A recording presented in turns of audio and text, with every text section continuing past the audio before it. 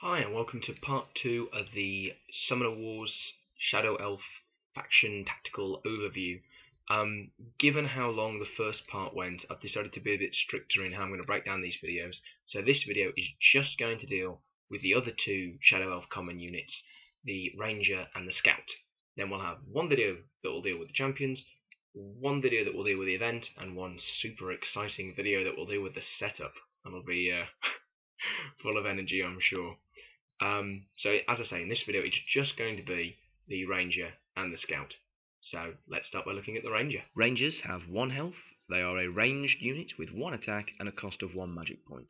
Their special ability, Shadow Arrows, means that once per turn, when this Ranger destroys a unit, you may place this Ranger on the space the destroyed unit occupied. If you do so, you may then spend 1 magic point to attack with this Ranger 1 additional time. I've always liked the idea of Rangers. Ranged commons always seem to have a greater chance of surviving than their melee counterparts, and in a fragile side like Shadow Elves you need every bonus you can get. However, when they cost the same 1 magic point as a swordsman, I've always found it hard to justify summoning a Ranger when I could summon a swordsman instead. Therefore, Rangers often get built as magic. The Ranger Shadow Arrows ability is a great one for setting up attacks your opponent never even saw coming, particularly against their summoner. We're going to look at an example of how this can be used effectively on the tabletop now. This is the same setup I used to demonstrate the swordsman's excellent striking reach in my previous video. If we alter this setup to put the summoner further away, you can see that even with the swordsman's superior movement, he cannot reach his target this turn. No regular ranged unit could reach this target by itself, but this is the Ranger's bonus from the Shadow Arrows ability. First, the Ranger moves into position to attack the controller unit and kills it, needing a 3+. The Ranger can then move to the space occupied by the controller for free, and this is important as now the Ranger is within range to attack the enemy summoner. After spending a magic point, the Ranger is given the opportunity to make an attack against the enemy summoner, who would have been hard-pressed to expect an attack this turn, and is now instantly on the back foot. As you've seen, the Shadow Arrow ability can be used to great effect. It is particularly effective when the enemy summoner is on a single hit point and 1 blow can win you the game. However, the Shadow Arrow's ability has its problems. Whereas the Swordsman's ability, Swift, is constant, you always know you're going to be able to move 3 spaces. The Ranger's relies on the luck of the dice. In order to move to the controller's space in the video, the Ranger would have had to succeed in her attack. If she'd failed, there was no way she could have reached the enemy summoner. Likewise, after she has killed that unit, the additional attack she gets to make is still only 1 attack. Not something I like to build my plans around.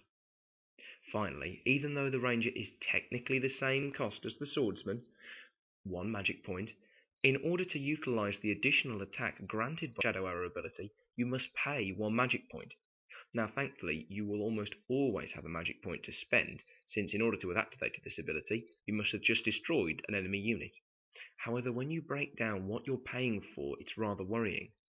1 magic point on Shadow Arrows grants you a 1-time, 1-die attack. For the same 1 magic point, you could summon a 2-attack swordsman, or even another ranger, who has the potential to attack on many different occasions, rather than just the single attack offered by Shadow Arrows. This means that I will generally only use the additional attack option on the Shadow Arrows ability if it allows a summoner attack, or the opportunity to kill a particularly important unit, such as a champion or high value attack common that is threatening my summoner, and has to be taken out before it can inflict more damage. Now we'll look at the third and final Shadow Elf common unit, the Scout. The Scout has 1 health, is a melee common, with 1 attack and a cost of 0 magic points to summon. Yes, that's right, she is completely free. In this regard, the Shadow Elves have a unique common among the Master Set factions. They have a unit which, even if their magic pile is empty, they can get onto the battlefield. This can make Scouts excellent swarmers if your opponent has gone with a few heavy-hitting champions, fantastic roadblocks, as they're no easier for the enemy to kill than swordsmen or ranger commons, or great commons to keep the enemy occupied while you build your magic for that big, expensive champion. The Scout's aptly named ability, Scout, reads, If this scout is on your opponent's side of the battlefield at the beginning of your turn, you may move with one additional unit during your movement phase on that turn. While this ability has a multitude of possible uses, let's take a look at a couple now in a practical example on the tabletop. This scenario shows a game in mid-flow, with the Shadow Elf player focusing on utilising his common units.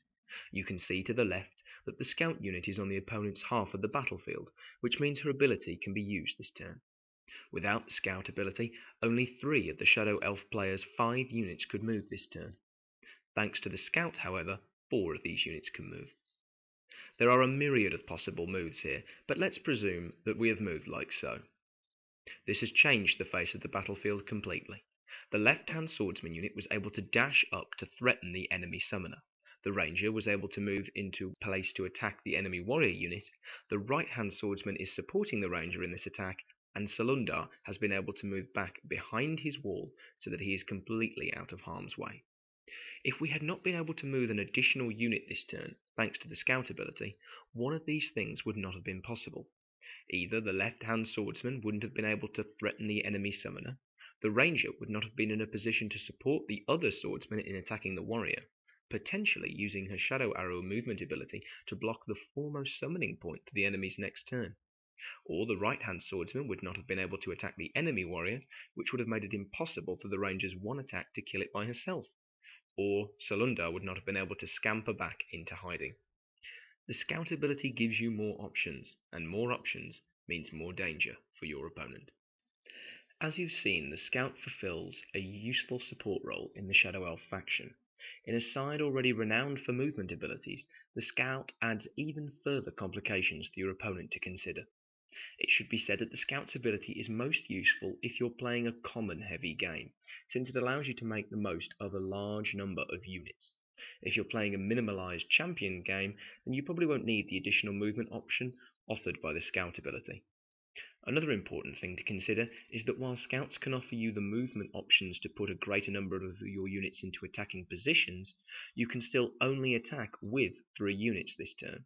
Shadow Elves aren't the sort of faction who like to sit within striking range of the enemy and not attack, since if they themselves are attacked, it's more than likely with 1 hit point they're going to be destroyed. The scout's free summoning cost does have its flip side also. If you're summoning up hordes of these little critters, then you're most likely going to get them destroyed. A lot. This will be providing your opponent with an easy supply of magic points, and while I've said that scouts are no easier to kill than swordsman or ranger units, except that the ranger is ranged and so can strike from a distance, the scout offers the least in attacking potential of the Shadow Elf commons. While you may be summoning the scout for free, you can't expect it to kill much once it's on the battlefield.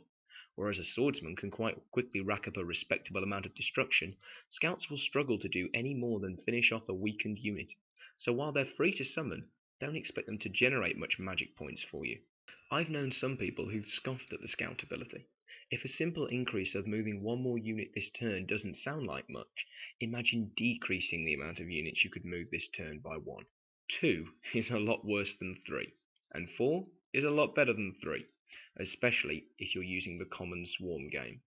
Don't forget also that every scout in your opponent's half of the battlefield increases this ability by 1 more. If you've got 2 scouts in your opponent's half of the battlefield, that's 2 more units you're moving this turn. If you've got 3, that's 3 more, and so on. The scouts do offer a slight psychological attack also through lurking in the opponent's half of the battlefield. I quite like to emphasise the additional movement that I'm receiving this turn, in the hope my opponent will divert some of his attention towards destroying the source of this additional movement.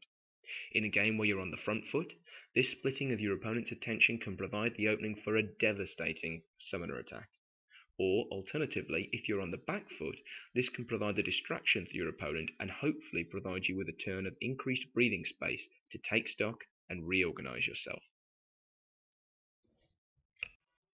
And that's the end of the Shadow Elf common units.